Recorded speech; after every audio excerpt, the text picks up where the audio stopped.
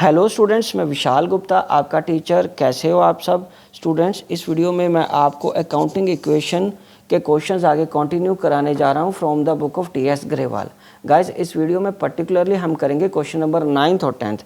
तो चलिए स्टार्ट करते हैं क्वेश्चन को। यहाँ लिख रहा हूँ मैं अकाउंटिंग इक्वेशन, ठीक है जी। यहाँ लिख लिया अकाउंटिंग इक्वेशन, ये आ गया सीरियल नंबर, ये आ गया ट्रांजैक्शन, ये आया assets is equal to liabilities plus capital, ठीक है बच्चों। तो 9th क्वेश्चन क्या कह रहा है, use accounting equation two show the effect of the following transactions of Messrs royal traders. तो पहला है started business with cash rupees 1,20,000, ठीक है जी। तो यहाँ लिखेंगे स्टार्टेड बिजनेस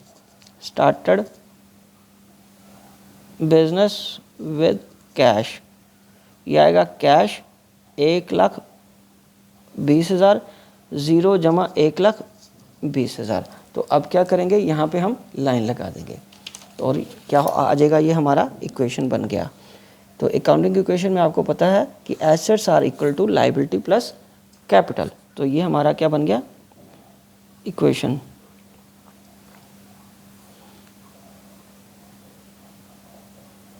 ओके, उसके बाद बी है परचेज गुड्स फॉर कैश, ठीक है। परचेज्ड गुड्स फॉर कैश, ठीक है। और उसमें क्या है 10,000, तो 10,000 इसमें कम हो गया और प्लस स्टॉक बढ़ गया 10,000 का, ठीक है बेटे। तो ये हो गया। अब इसके बाद हमें क्या करना है, अगेन लाइन लगा देनी है और यहाँ पे लिखेंगे न्यू इक्वेशन। यहाँ क्या लिखेंगे, न्यू इक्वेशन, और ये बन गया 1,10,000 और जमा 10,000 इज इक्वल टू 0 जमा 1,20,000। और उसके बाद सी में क्या दिक्कत है, सी है रेंट रसीव्ड।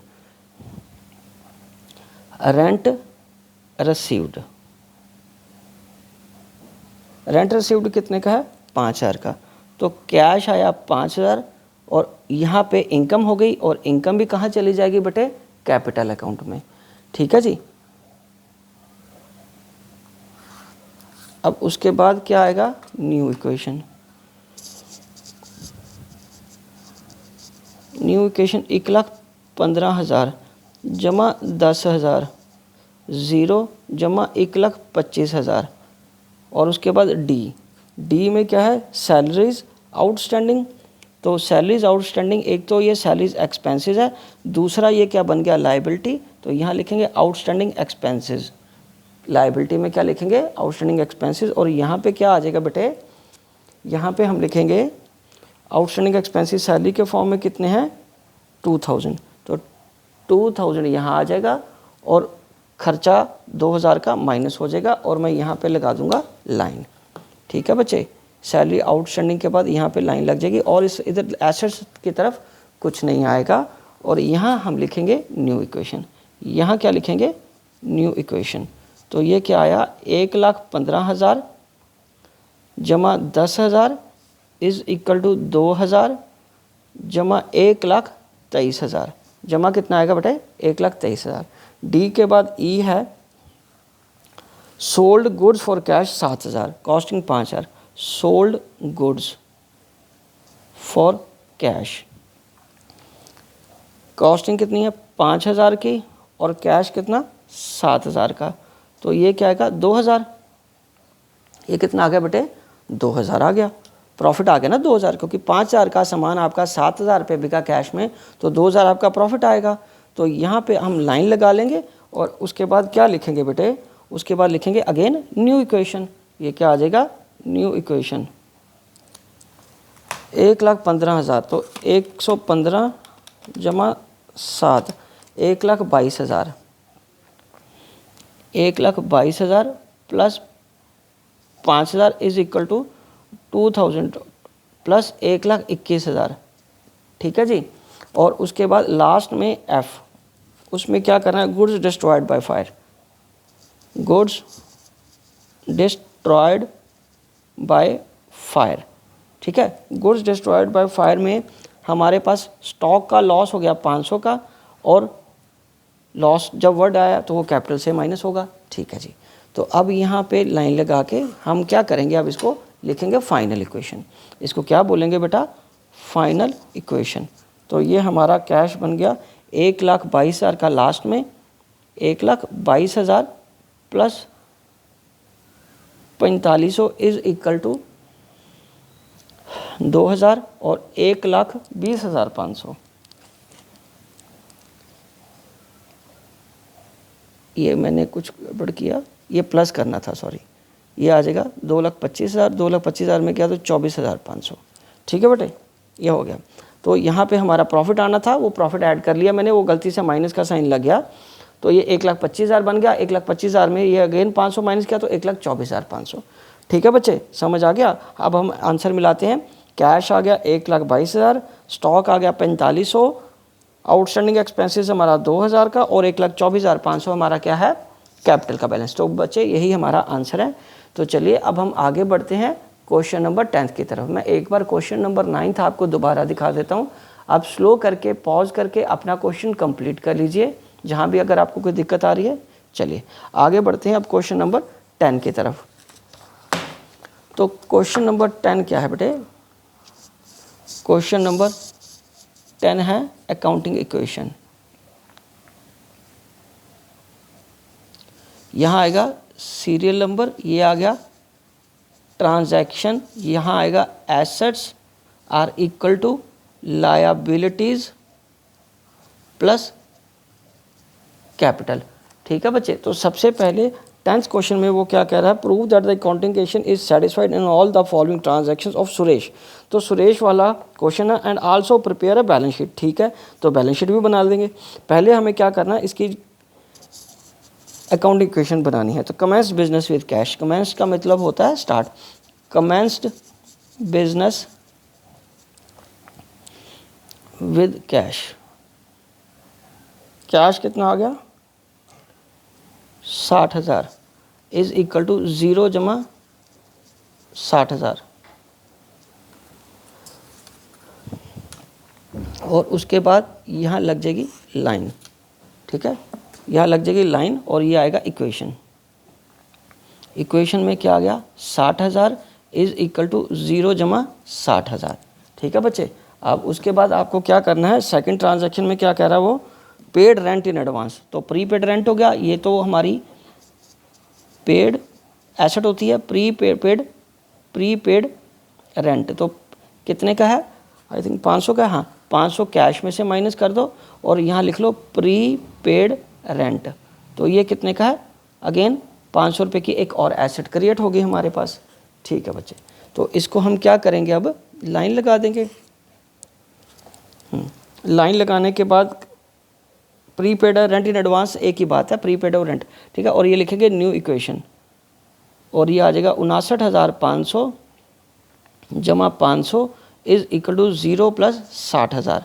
अब हमारे पास क्या है, थर्ड ट्रांजैक्शन किसकी है, purchase goods for cash and credit. ठीक है, परचेज गुड्स, तो यहाँ पे हेडिंग लिखेंगे परचेज्ड गुड्स। तो टोटल गुड्स कितने की है, 30 और 20 मिला के 50,000 का स्टॉक हो गया, और 30,000 कैश में खरीदा आपने। 30,000 का किस में खरीदा, कैश में, और बाकी किस में, क्रेडिटर्स में। क्रेडिटर्स कितने के हैं, 20,000 के। ठीक है, ये 20,000 के बन जाएंगे। तो अब यहाँ पे हम क्या करेंगे, लाइन लगा देंगे।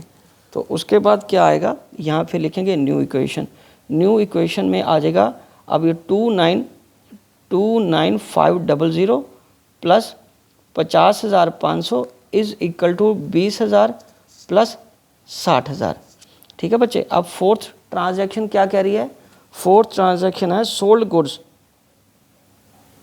For cash 30,000, costing 20,000। तो यहाँ पे लिख लो सोल्ड गुड्स। ठीक है, बाकी पूरा लिखने की ज़रूरत नहीं होती, छोटा सा डॉट डॉट कर लो। ये 30,000 ऐड हो गया, 20,000 का स्टॉक कम हो गया, और 10,000 का प्रॉफिट ऐड हो गया। ठीक है बच्चे, 10,000 का क्या हुआ, प्रॉफिट ऐड हो गया। तो उसके बाद हम क्या करेंगे, इस पर लाइन लगा देंगे।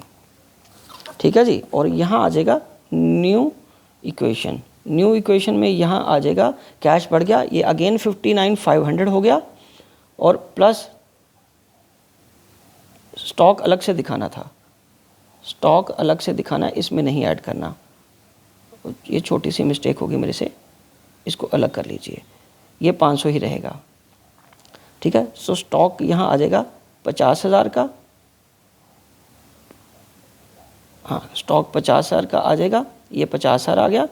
ठीक है, और 50,000 में अब हमें क्या माइनस करना है, 20,000 का, तो ये कितना रह जाएगा 30,000 का, ये कितना रह जाएगा 30,000 का, और ये तो 500 का 500 ही रहेगा, ये कितना रहेगा बच्चे 500 का 500 ही रहेगा। ओके जी, अब उसके बाद क्या है, पेड सैलरी, हाँ जी ये इसको पूरा कर लो पहले, 20,000 जमा 70,000, उसके बाद क्या है fifth, paid salary 500 and salary outstanding ₹100। Paid salary, total salary कितनी होगी 600 रुपये की। ठीक है जी, और यहाँ लिखेंगे add outstanding salary, outstanding salary में कितना आएगा, आउटस्टैंडिंग सैलरी वो कितने की कह रहा है 100 की, और कैश से कितने का गया 500 का, तो ये हमारा बन गया। टोटल खर्चा तो 600 का ही है, बट हुआ क्या है कि जो 100 रुपया है आपने आउटस्टैंडिंग रखा और 500 पे किया है, तो ये बन जाएगा न्यू इक्वेशन। तो ये आ गया 59,000, 59,000 में ये 500 आया जमा 30,000 आया इज इक्वल टू 20,000 आया जमा 100 आया, और ये आ गया 69,400। ठीक है बेटे, अब इसके बाद लास्ट ट्रांजैक्शन हम क्या करेंगे, bought motorcycle for personal use, bought motorcycle for personal use, तो कैश कितने का गया 5,000 का, और कैपिटल कितने का गया, क्योंकि ड्राइंग्स होगी ना तो ड्राइंग कैपिटल से माइनस होंगी, तो ये हम इसमें से माइनस कर देंगे। तो अब एक एक करके इसका आंसर निकालते हैं, ये आ जाएगा फाइनल इक्वेशन। ये क्या बनेगा बेटे फाइनल इक्वेशन, फाइनल इक्वेशन ये बन गया 54,000 का, और ये कितने का आ गया 500 का प्रीपेड एक्सपेंसेस, और ये 30,000 ये आ गया। ठीक है बच्चे, और ये कितना है 20,000 का क्रेडिटर्स, आउटस्टैंडिंग सैलरी 100 रुपये की, और ये आ गया आपका 64,400, ये हमारी फाइनल इक्वेशन है। बस बच्चों छोटी सी एक मिस्टेक यहाँ हुई थी, क्योंकि यहाँ मेरे को लगा कि स्टॉक लिखा हुआ मैंने, पर नहीं वो स्टॉक नहीं, वो प्रीपेड था, और वो अलग से हमें स्टॉक को ऐड करना था, स्टॉक अलग ऐड कर लिया हमने, वहाँ से उसको इग्नोर कर दो, और ये 50,000 स्टॉक ये आ गया, उसमें से 20,000 ये बिक गया। एक बार ये क्वेश्चन मैं आपको पूरा दोबारा दिखा देता हूँ। ठीक है जी, आप इसको स्लो करके पॉज करके अपना क्वेश्चन एक बार कंप्लीट कर लीजिए। जहाँ भी आपको कोई कन्फ्यूजन या दिक्कत आती है मेरे को कमेंट बॉक्स में बताइए, मैं उसका सूटेबल रिप्लाई आपको ज़रूर दूंगा। ठीक है बच्चे, ये समझ लग गया, हो गया जी। चलिए अब हम क्या करेंगे, अब हम बैलेंस शीट मिलाएंगे इस क्वेश्चन की। तो बैलेंस शीट के लिए आपको पता फॉर्मेट अलग से बनता है, तो मैं बैलेंस शीट का फॉर्मेट बना रहा हूँ आपके लिए। यहाँ पे हम लाइन लगाएंगे,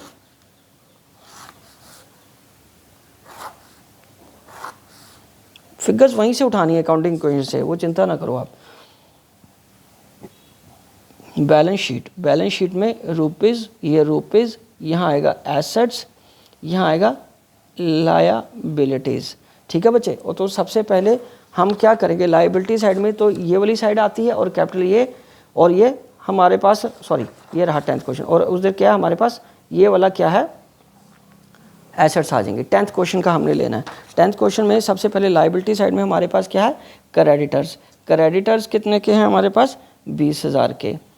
ठीक है बच्चे, और उसके बाद आउटस्टैंडिंग सैलरी कितने की है, आउटस्टैंडिंग सैलरी हमारे पास है 100 रुपये की, और कैपिटल कितने का है 64,400 का, और दूसरी तरफ कैश का बैलेंस कितना है हमारे पास 54,000 का, और प्रीपेड या जिसको रेंट पेड इन एडवांस बोलते हैं वो कितने का है 500 रुपये का, और स्टॉक कितने का है 30,000 का। ठीक है जी, तो ये हमें अब टोटल कर लेना है, दोनों साइड का टोटल मैच होना चाहिए। अकाउंटिंग इक्वेशन तो भी तो यही कहती है हमारी 20,000 प्लस 100 जमा 64,400 84,500, और दूसरी तरफ का भी टोटल यही आएगा। ठीक है, ये आ गया 84,500। So it is also satisfying our equation A is equal to L plus C ये देखो, ये हमारी एसेट्स का टोटल आ गया और ये लायबिलिटी और कैपिटल का टोटल ये वाली साइड में आ गया। तो इस तरीके से हमारी बैलेंस शीट पूरी मैच हो गई। ठीक है स्टूडेंट्स, तो इसी तरीके से आप एक बार इस क्वेश्चन को प्रैक्टिस करके देखिए। उसके अलावा अगर कोई भी एडिशन की बुक है तो उससे आप चिंता ना करिए, आप एक बार आंसर मिला लो, ठीक है। और जो भी ट्रांजेक्शन देखिए उसके साथ एक बार क्वेश्चन को दोबारा करके देखो। जो बुक भी आपके पास अवेलेबल है उससे क्वेश्चन सॉल्व करिए, और कोई डाउट होता है तो मुझे बताइए। तो मैं इसी के साथ ये वीडियो कंक्लूड करता हूँ। आई होप कि आपको अच्छे से समझ आ गया होगा। आप इसी तरह मेरे चैनल को सब्सक्राइब करके वीडियोज़ देखते रहिए और अपना कोर्स कंप्लीट करते रहिए। Wishing you good luck.